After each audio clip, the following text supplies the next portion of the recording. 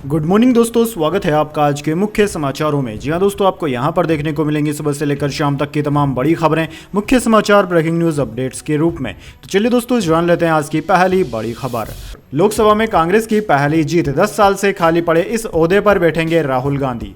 जी हां दोस्तों, ओम बिरला बुधवार को लगातार दूसरी बार लोकसभा के अध्यक्ष चुने गए। इसके बाद लोकसभा अध्यक्ष ओम बिरला ने 10 साल बाद राहुल गांधी को नेता विपक्ष की मान्यता दी। राहुल गांधी का नेता विपक्ष का दर्जा 9 जून 2024 से प्रभावी रहेगा। कांग्रेस सांसद राहुल गांधी को मंगलवार को विपक्ष का नेता बनाया गया था। पार्टी के महासचिव केशव वेणुगोपाल ने उनके नाम की घोषणा की। इससे पहले साल 2009 से 2014 तक भारतीय जनता पार्टी की दिवंगत नेता सुषमा स्वराज लोकसभा में विपक्ष की नेता थी। कांग्रेस की तरफ से विपक्षी आखिरी नेता सोनिया गांधी थी, जो 1999 से 2004 तक इस पद पर थी। इसके अलावा राजीव गांधी भी 18 दिसंबर 1989 से 24 दिसंबर 1990 तक विपक्ष के नेता रहे।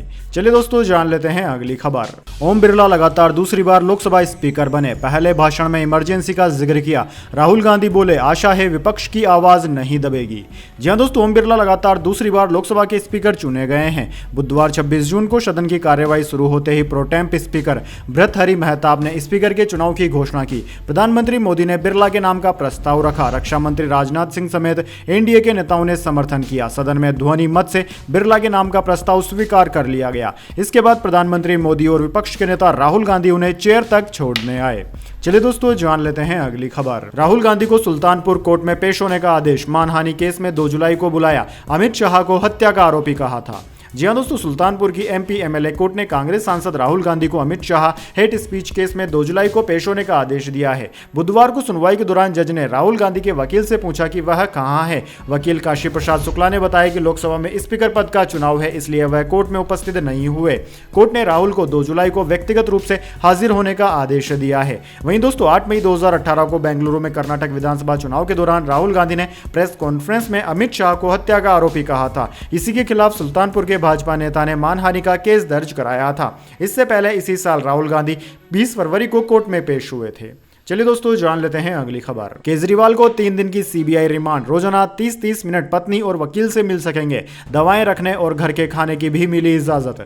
जी हां दोस्तों, दिल्ली के मुख्यमंत्री अरविंद केजरीवाल को ट्रायल कोर्ट ने 3 दिन की सीबीआई कस्टडी में भेज दिया है। कोर्ट ने उन्हें इजाजत दी है कि वे रोजाना अपनी पत्नी से और 30 मिनट अपने वकील से मिल सकेंगे। इसके साथ ही वे अपनी दवाएं रख सकेंगे और उनके लिए घर का खाना भी आ सकेगा। दरअसल दोस्तों, सुबह सीबीआई ने शराब नीति केस में भ्रष्टाचार के आरोप में केजरीवाल को गिरफ्तार किया था। इसके बाद सीबीआई ने उन्हें ट्रायल कोर्ट में पेश कर 5 दिन की कस्टडी मांगी। कोर्ट ने करीब 4 घंटे तक दलीलें सुनने के बाद फैसला सुरक्षित रख लिया था। शाम 7 बजे कोर्ट ने फैसला सुनाया। अगली सुनवाई 29 जून को होगी। चलिए दोस्तों, जान लेते हैं अगली खबर। बंदा जेल से बाहर न आ जाए, पूरा सिस्टम इसमें लगा, ये तानाशाही है। केजरीवाल की गिरफ्तारी पर पत्नी सुनीता ने कहा। जी हां दोस्तों, दिल्ली के सीएम अरविंद केजरीवाल को सीबीआई ने शराब घोटाले मामले में अरेस्ट कर लिया। इसे लेकर सीएम केजरीवाल की पत्नी सुनीता केजरीवाल की प्रतिक्रिया सामने आई है। उन्होंने केजरीवाल की गिरफ्तारी को तानाशाही करार दिया। साथ ही कहा कि पूरा सिस्टम इसी कोशिश में है कि बंदा जेल से बाहर न आ जाए। ये कानून नहीं है, ये तानाशाही है, इमरजेंसी है। वहीं आम आदमी पार्टी ने कहा कि जब केजरीवाल को मनी लॉन्ड्रिंग मामले में सुप्रीम कोर्ट से जमानत मिलने की संभावना थी तो भाजपा घबरा गई और उन्हें सीबीआई द्वारा फर्जी मामले में गिरफ्तार करवा दिया। केंद्रीय जांच ब्यूरो सीबीआई ने बुधवार को कथित शराब घोटाले में केजरीवाल को औपचारिक रूप से गिरफ्तार किया और भ्रष्टाचार मामले में आम आदमी पार्टी के संयोजक अरविंद केजरीवाल की 5 दिन की हिरासत की मांग की। चलिए दोस्तों, जान लेते हैं अगली खबर। मंदिर में पानी टपकने पर चंपत राय का नया दावा। पुजारी सत्येंद्र दास के आरोपों को किया खारिज।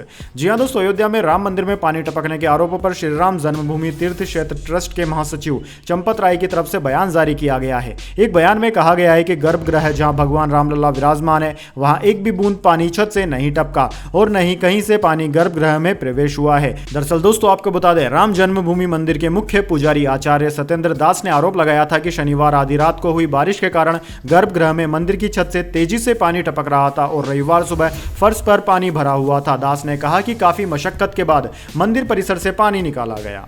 चलिए दोस्तों, जान लेते हैं अगली खबर। गलत तरीके से सिम खरीदी तो 50 लाख का जुर्माना, 3 साल की सजा हो सकती है। नए टेलीकॉम कानून से बदल गए हैं नियम। जी हां दोस्तों, देश में 26 जून से नया टेलीकम्युनिकेशन एक्ट 2023 लागू हो गया है। अब भारत का कोई भी नागरिक जिंदगी भर में केवल 9 से ज्यादा सिम नहीं खरीद सकेगा। अगर इससे ज्यादा सिम खरीदता है तो जुर्माना लगेगा। गलत तरीकों से सिम लेने पर 3 साल जेल और 50 लाख तक का जुर्माना भी लगेगा। नया कानून सरकार को राष्ट्रीय सुरक्षा कारणों से किसी भी टेलीकॉम सर्विस या नेटवर्क और मैनेजमेंट को टेक ओवर करने या उसे सस्पेंड करने की अनुमति देता है। युद्ध जैसी स्थिति में जरूरत पड़ने पर सरकार टेलीकॉम नेटवर्क पर मैसेजेस को इंटरसेप्ट भी कर सकेगी। दोस्तों, नए नियम के तहत भारत का कोई भी व्यक्ति पूरी जिंदगी में 9 से ज्यादा सिम कार्ड नहीं ले पाएगा। वहीं जम्मू कश्मीर और नॉर्थ ईस्ट राज्य के लोग अधिकतम 6 सिम कार्ड ही ले सकेंगे। इससे ज्यादा सिम लेने पर पहली बार 50,000 रुपए और इसके बाद हर बार 2 लाख रुपए के जुर्माने का प्रावधान है। चलिए दोस्तों, जान लेते हैं अगली खबर। 5G स्पेक्ट्रम के लिए नीलामी हुई खत्म। एयरटेल ने सबसे ज्यादा 6,857 करोड़ की बोलियां लगाई। सरकार को 10 दिन में कंपनियों से मिलेंगे 11,340 करोड़ रुपए। जी हां दोस्तों, मोबाइल सर्विसेज के लिए 25 जून को शुरू हुई 5G स्पेक्ट्रम की नीलामी आज खत्म हो गई। 2 दिन 7 राउंड तक चली इस नीलामी से सरकार को करीब 11,340 करोड़ रुपए की इनकम हुई। अब दोस्तों, टेलीकॉम कंपनियों को 10 दिन के अंदर सरकार को यह राशि जमा करानी होगी। ऑक्शन में सरकार ने 96,317.65 करोड़ रुपए की बेस प्राइस पर 10,522 मेगाहर्ट्ज के कुल स्पेक्ट्रम नीलामी के लिए रखे थे। इनमें से सरकार को कुल 131 मेगाहर्ट्ज स्पेक्ट्रम के लिए बोलियां मिली। इसकी वैलिडिटी 20 साल की होगी। 2022 में सरकार ने स्पेक्ट्रम नीलामी से 1.5 ट्रिलियन रुपए की भारी रकम जुटाई थी। चलिए दोस्तों, जान लेते हैं अगली खबर। करीब आधी फीसदी भारतीय आबादी फिजिकली अनफिट, डराने वाली है लेसेंट की हालिया स्टडी। जी हां दोस्तों, लेसेंट की हालिया स्टडी में कहा गया है कि आधे से ज्यादा भारतीय जनता फिजिकली एक्टिव नहीं है। लेसेंट की स्टडी ने भारतीयों के फिजिकली अनफिट होने पर चिंता जाहिर करते हुए कहा कि वो दिन दूर नहीं जब 60% से ज्यादा भारतीय जनता फिजिकली एक्टिविटी के अभाव में होने वाली दिक्कतों का शिकार हो जाएंगी। ग्लोबल हेल्थ में छपी इस स्टडी में कहा गया है कि भारत की करीब आधे से ज्यादा आबादी विश्व स्वास्थ्य संगठन WHO द्वारा निर्धारित पर्याप्त फिजिकल एक्टिविटी की गाइडलाइंस को पूरा नहीं कर पा रही है। चलिए दोस्तों, जान लेते हैं इसके बाद अगली खबर। टिकट बुकिंग, ट्रेन ट्रैकिंग और रिफंड सब एक ही जगह। लॉन्च होगा IRCTC का नया ऐप। जी हां दोस्तों, रेलवे की तरफ से करोड़ों रेल यात्रियों की सुविधाओं को ध्यान में रखते हुए लगातार कदम उठाए जा रहे हैं। दरअसल दोस्तों, ऑनलाइन टिकट बुकिंग कराने वालों के लिए अच्छी खबर यह है कि IRCTC का सुपर ऐप जल्द ही लॉन्च किया जाएगा। ऐप को पूरी तरह से तैयार कर लिया गया है। इस ऐप के जरिए रेल यात्रियों को वन स्टॉप सोल्यूशन दिया जा सकेगा। इस ऐप के जरिए यात्रियों को टिकट बुकिंग, ट्रेन ट्रैकिंग और रेलवे से जुड़ी अन्य तरह की सुविधाएं सभी एक ही ऐप के माध्यम से मिल जाएंगी। चलिए दोस्तों, जान लेते हैं अगली खबर। संसद से सेंगोल हटाकर संविधान की कॉपी लाएं, सपा सांसद की मांग। जी हां दोस्तों, समाजवादी पार्टी के लोकसभा सांसद RK चौधरी ने स्पीकर और प्रोटेम्प स्पीकर को चिट्ठी लिखी और संसद में लगे सेंगोल पर सवाल उठाए। उन्होंने स्पीकर से सेंगोल को हटाने की मांग की है। बीते दिन संसद में सांसद के तौर पर शपथ लेने के दौरान उनकी नजर सेंगोल पर पड़ी थी। बाद में उन्होंने स्पीकर को लिखी चिट्ठी में कहा कि सेंगोल राजा महाराजाओं का प्रतीक है। RK चौधरी मोहनलालगंज सीट से सपा के सांसद है। उन्होंने कहा कि सेंगोल की जगह संसद में संविधान की एक विशाल प्रति लगाई जानी चाहिए। सांसद के रूप में शपथ लेने के बाद विरोध दर्ज कराते हुए चौधरी ने प्रोटेम्प स्पीकर भर्तृहरि महताब को चिट्ठी लिखी थी। चलिए दोस्तों, जान लेते हैं अगली खबर। टेस्ला ने करीब 12,000 साइबर ट्रकों को वापस बुलाया, इनके विंडशील्ड के वाइपर में खराबी। यह चौथा मौका जब कंपनी ने गाड़ियां रिकॉल की।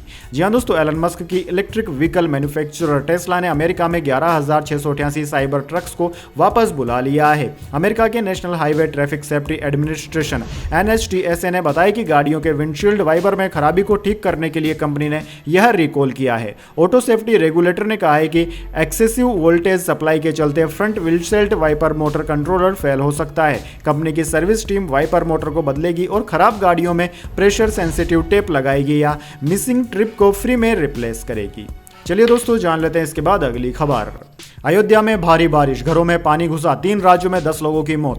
MP समेत 21 राज्यों में आज तेज बारिश का अलर्ट। जी हां दोस्तों, उत्तर प्रदेश में मंगलवार बुधवार की रात मानसून की एंट्री हो गई। अयोध्या, वाराणसी और गोरखपुर में रात 12 बजे से 6 बजे तक जोरदार बारिश हुई। अयोध्या में कई घरों में 2 से 3 फुट तक पानी भर गया। हनुमानगढ़ी चौराहे के पास रामपथ पर पानी भर गया। आज भी भारी बारिश का अलर्ट जारी किया गया है। वहीं दोस्तों, मौसम विज्ञान विभाग ने बुधवार के लिए 21 राज्यों में भारी बारिश का अलर्ट जारी किया। इनमें मध्य प्रदेश, छत्तीसगढ़, बिहार, झारखंड, गुजरात, महाराष्ट्र शामिल है। वहीं दोस्तों, तमिलनाडु, गोवा, कर्नाटक, केरल, आंध्र प्रदेश, ओडिशा, पश्चिम बंगाल, सिक्किम, असम, मेघालय, अरुणाचल प्रदेश, नागालैंड, मिजोरम और त्रिपुरा में भी बारिश का अलर्ट है।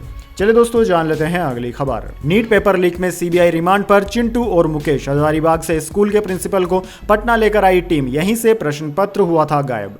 जी हां दोस्तों, नीट पेपर लीक मामले में CBI 2 आरोपियों से पूछताछ करेगी। इसमें चिंटू कुमार और मुकेश कुमार शामिल है। CBI कोर्ट के स्पेशल जज हर्षवर्धन सिंह ने बुधवार सुबह दोनों को 3 दिन की रिमांड पर भेज दिया। वहीं दोस्तों, आर्थिक अपराध अन्वेषण इकाई EOU की टीम ने दोनों को 22 जून को नालंदा जिले के बिहार थाना क्षेत्र के मुरादा गांव से गिरफ्तार किया था। उधर कोलकाता पुलिस ने 25 जून की देर रात एक व्यक्ति को भी गिरफ्तार किया। चलिए दोस्तों जान लेते हैं इसके बाद अगली बड़ी खबर। सबसे ताकतवर सैन्य संगठन नाटो के चीफ बनेंगे मार्क रूट। यूक्रेन जंग के बीच बिना चुनौती के हेड बने नीदरलैंड प्रधानमंत्री, रूस को रोकना बड़ा चैलेंज।